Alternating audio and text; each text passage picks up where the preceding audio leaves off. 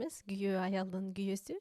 Биз 8 жыл мурун Арстан экөөбүз жаңы үйлөнүп атканда, өзгөчө кыз узатуу болгондо, андан кийин мен көшөгөдө отурганда эмне деген туугандарыбыз, эжелер улам бизди келип куттуктап кетип атышканда мага аябай көп насыяттарын айтышкан. Алардын бири дагы күйөө деген аялдын улуу баласы болот. Аны балаңдай кара, күйөөнү алдап койсо болот. Күйөө сен сүйлөгөндү эле сүйлөп калат.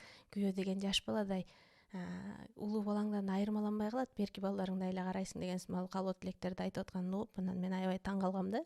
Себеби биз Арстан экөөбүз кыз жигит болуп сүйлөшүп жүргөндөн бери эле экөөбүз бири бирибизди тең укукта, бири бирибизди түшүнгөн, сен аялсың деп, сен эркексиң деп бири бирибизди жээрибеген, дени сак мамиле куруу үчүн абдан аракет кылчубуз. Анан жанымда жүргөн эле менин жолдошум, мындайча айтканда партнерум кантип менин балам болуп калат деп аябай таң калчумун.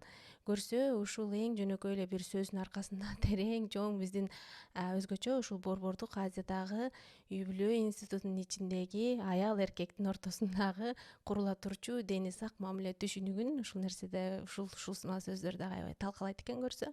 Бул нерсе эркекти баласынтып, бир аз макоосунтуп, эркекти басынтып, аялдан көз каранды болуш керек, бир нерсе болсо эркек баш айланып калыш керек деген сыяктуу аялдардын мамилеси менин оюмча эркектерди дагы коо дагы да алдыга умтулууга, аялды өзүнчө мындай үй жыйнап бере турган, тамагын жасап бере турган, анан төшөккө жатып бере турган, бала төрөп бере турган эле бир фигура катары көрбөй, мындай кадимки партнеру, тирүү, өзүнө ишенген, өзүнүн жашоосу бар, кызматы бар аял катары, улуу адам катары көрүүсүнө чоң жолтоо болот окшойт. Бул нерсе акыр аягы барып анан жанагы мисалы күйөөлөрдүн кие турчу байпагын да таппай калганына алып келет окшойт да. Кийимдерин үтүктөп бер, эмне кийем, кайда барам, кайсы шымымды кийем дегенди кой, жанагы толтура видеолордо, тамашаларда жүрөт го, дайыма байпагым кайда.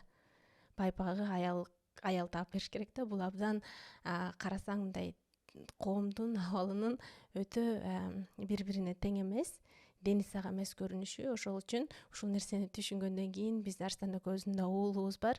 Кой биздин балабызды биз үй бүлөнү сени багып чоңойткондон кийин анан барып биздин колубуздан чыгып кеткенден кийин сени аялың карап калсын деген түшүнүктөн арылтып, өзүнчө адам катары сен эркек болсоң дагы аркаңды тазалашың керек.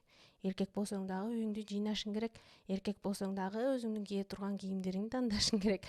Кийин үй бүлөлүү болгондо, балалуу болгондо үйдөгү тиричиликти, өзгөчө баланы багуудагы, карашуудагы эң чоң жоопкерчиликти аялың менен тең тайлаш бөлүшүшүң керек. Эри шаркак жашашың керек. Мен эркекпин деп эле отура бербешиң керек. Керек болсо ыңгайына карап, бир күнү сен, бир күнү аялың тамак жасоодо дагы ошол нерселерди да бөлүшүш керек.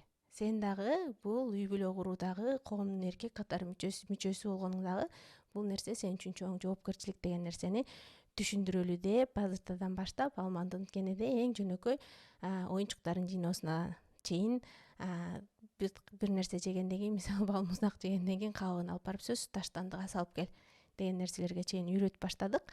Бул нерсе биздин балабыздын дагы кийин чоңойгондо, өзүнүн үй бүлөсү болгондо дени сак мамиле куруусуна чоң жардам берет деген үмүттөмүн.